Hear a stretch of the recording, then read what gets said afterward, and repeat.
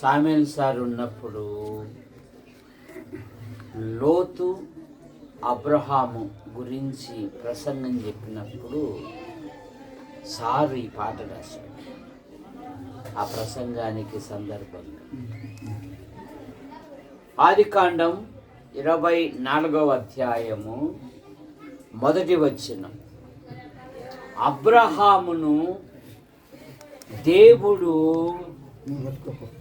అన్ని విషయములలో వదిలే అట్లే ఉండండి, ఇది పట్టుకుంటాను, బైబిల్ చదువుతాను, ఏం కాదు వదిలే. దేవుడు అబ్రహామును అన్ని విషయములలో ఆశీర్వదించెను అనే మాట మనం చూస్తాం. ఎందుకు దేవుడు, చదవాల్సిన పని లేదులే, నువ్వు పక్కన దీని మీద పెట్టు. దేవుడు ఎందుకు అన్ని విషయములలో అబ్రహామును దేవుడు ఆశీర్వదించాడంటే, అబ్రహామును దేవుడు పిలిచినప్పుడు మరో మాట ప్రశ్న వేయలేదంట. నేను నీకు చూపించు దేశానికి బయలు వెళ్ళు అంటే అక్కడ ఏమన్నా నదులు ఉంటాయా, చెరువులు ఉంటాయా, బిల్డింగ్ ఉంటుందా, దుప్పట్టు ఉంటుందా అని ఇవన్నీ అడగలేదంట. విశ్వాసముతో వెంబడించాడు. హెబ్రీ పత్రిక 11:8 అబ్రహాము పిలువబడినప్పుడు ఆ పిలుపునకు లోబడి తాను స్వాస్థ్యముగా పొందనై ఉన్న ప్రదేశమునకు బయలు వెళ్ళెను, మరియు ఎక్కడికి వెళ్ళవలనో అబ్రహాము ఎరుగక బయలుదేరెను అనే మాట మనం చూస్తాం.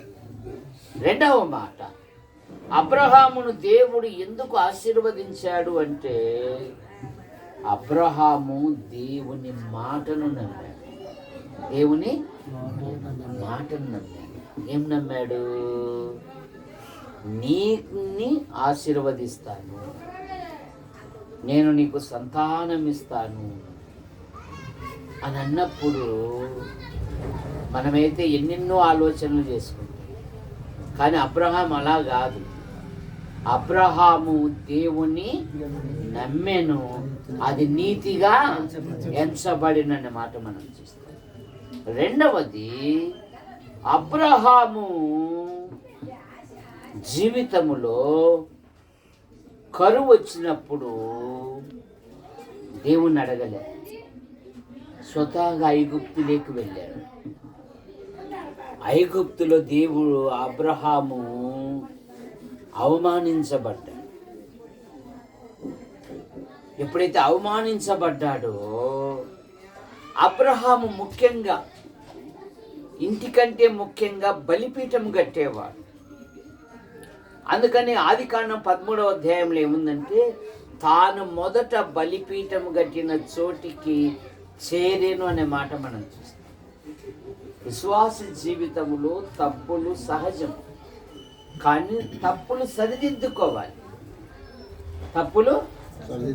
ఎప్పుడైతే సరిదిద్దుకుంటామో దేవుడు ఆశీర్వదిస్తాడు.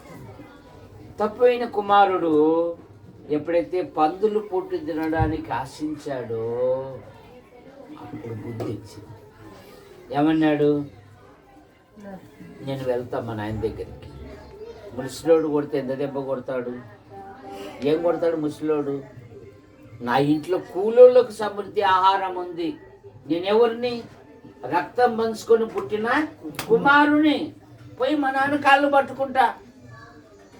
చూసారా?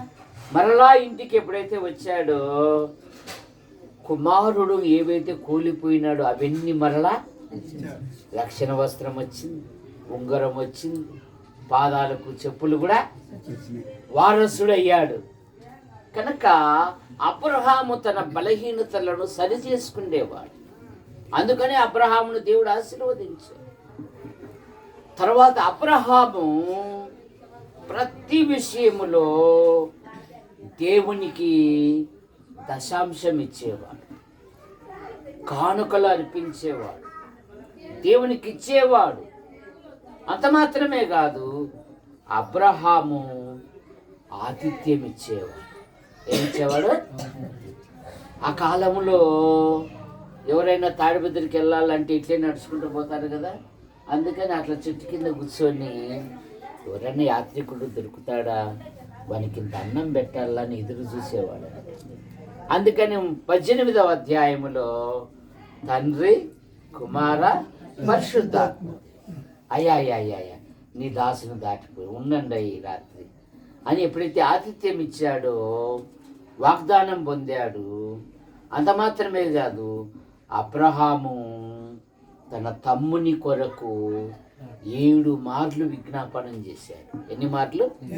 7 మార్లు. తర్వాత అబ్రహాము దేవునికి భయపడ్డాడు గనుకనే అబ్రహామును దేవుడు అన్ని విధాలుగా, మీ పేరు పెద్దయినా దేవభూషణం, ప్రేమించిన మా తండ్రి, మా ప్రియులు దేవభూషణం గారు అక్కను బట్టి వారి కుటుంబ సభ్యులను దీవించండి.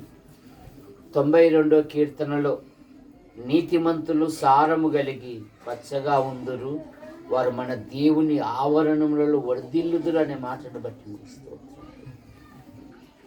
కుటుంబ సభ్యులకు ఆదరణ దాయిచ్చు, ఈయనకు మంచి ఆరోగ్యం దాయిచ్చు, వీరు కలిగిన సమస్తమును దీవించమని యేసు ప్రభు నామములో ప్రార్థిస్తున్నాం తండ్రి. ఆమేన్.